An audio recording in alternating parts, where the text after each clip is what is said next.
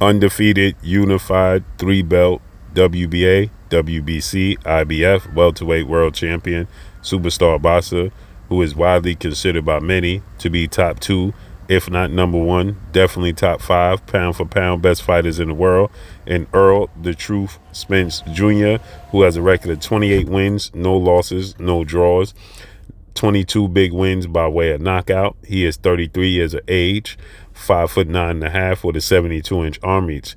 He shows off his physique and lets the world know that nothing has changed. Although today is a holiday, this is just another day in the office, and sends a stern message, not losing sight of the biggest fight of his life and the biggest fight of his career inside his profession, because the biggest fight of his life was when he suffered that horrific car accident. But the biggest fight of his career is inside the squared circle. So with that said, July 29th, Las Vegas, Nevada, T-Mobile Arena, it marks the day, an historic day for the sport of boxing, the biggest fight in 40 years, as he's going to take on undefeated three-division world champion, who is former undisputed junior welterweight world champion, who is the reigning WBO welterweight world champion and widely considered by many to be the number one best pound-for-pound fighter in the world, in Terence Bud Crawford. Terence Crawford is 39 wins, no losses, no draw,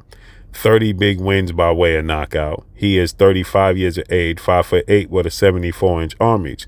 So with that said, Terence Crawford, Errol Spence, they're going to face off against one another July 29th. And Errol Spence shows off his physique. As many people, they stated that they thought that Errol Spence was out of shape a few weeks ago when we saw the photo shoot. And there's people also that feel like, Errol Spence is not the same guy, okay? Errol Spence, has been losing a step, okay? He's just simply not the same guy. And I beg to differ. I think that Errol Spence is even better than he was in the past. I just think that in his last few fights, we saw him only have 2 fights since suffering that horrific car accident in October of 2019.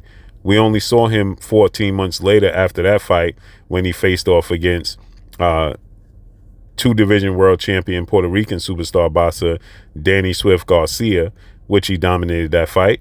And then he was out the ring for a year. He was supposed to come back August of 2021 to face off against legendary 8-division world champion, iconic Filipino superstar boxer Manny Pac-Man Pacquiao, but he suffered a broken or detached retina. And so he was out the ring another year, and then he came back April 2022, and he faced off against then WBA welterweight world champion Cuban star boxer Yordenis Ugas in a massive unification bout. And he dominated Yordenis Ugas, broke his ribs, nose, and orbital bone. So with that said, this is, the biggest fight in Errol Spence's career. And Errol Spence has proven, in my opinion, that he's in the best shape of his career, of his life, right? And I don't think that for a second that Errol Spence is not the same guy. I actually think that those fights with Yordenis Ugas and those fights with Danny Garcia, I think that those was fights for him to get his feet back wet, right? And I think that Errol Spence was getting back in the rhythm. Now, his rhythm was broken, obviously, when he had the long layoff for suffering an eye injury. But I definitely think that Errol Spence is better. He's a better fighter because he's matured outside the ring. He's matured inside the ring. He's matured mentally. And because of that, I think that that made him an even better fighter. And I think that we're going to see the absolute best version of Errol Spence when he takes on Terence Crawford July 29th. And I think that, he has a different physique. He has a different mentality, a different approach to his training. So we're seeing Errol Spence with a completely different physique. And so now, because we see him, with this physique, he looks a lot bigger than he normally looks at this stage when he's fighting. And I believe in training camp, and I believe that's due to, the way he was cutting. Okay. And I think that he has found a new method. He has nutritionists, different strength and conditions, trainers. He was with Blu-ray Fitness, and Blu-ray Fitness is one of the best strength and condition coach in all the sports. But he wasn't having a nutritionist. There was other things that he didn't take into consideration and add to his training methods and his approach. Now he is. So now he can eat different. His approach is completely different. His weight cut is completely different. So his physique looks different than we're normally accustomed to seeing now that he is 28 days out from the biggest fight of his career.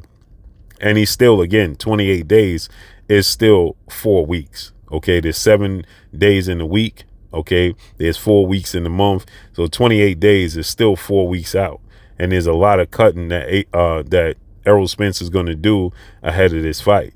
They are both well-conditioned athletes. Okay, we know Terence Crawford trains and works out, in Colorado, and he's always showing us that, those stairs, that ladder that he's doing, which is like, it looks like it's about 3 miles long or 4 miles long, and is vertical, and he's always doing it, and it seems like he does it every single day.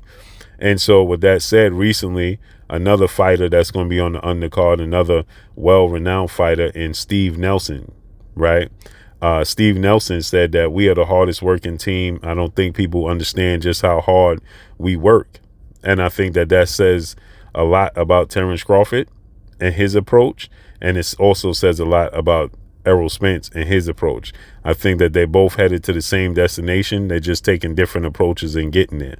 And so with that said, I think that Errol Spence is going to be in the best shape of his life. I think we're going to see the absolute best version of Errol Spence. And I think we're going to see the absolute best version of Terence Crawford July 29th. And I think that this is a can't miss fight. I think we're going to get, an explosive fight, a competitive fight, an entertaining fight. And I think it's going to be one for the books, for the history books. I 1000% believe that. I think it's a can't miss. I don't believe that for a second this fight is not going to live up to the billing. I actually think that it's going to exceed the billing. I actually think that it's going to exceed the wildest of imaginations. And it's going to be a chess match. I think you're going to see a bit of everything in this fight. And I believe that's because of the mentality of both fighters. Like Errol Spence stated, you never see Terence Crawford back down, and you never see me back down. There's no chance that this could be a dud. And they're both undefeated. They both have a lot of pride, and they both have huge chips on their shoulders and points to prove. And history is on the line.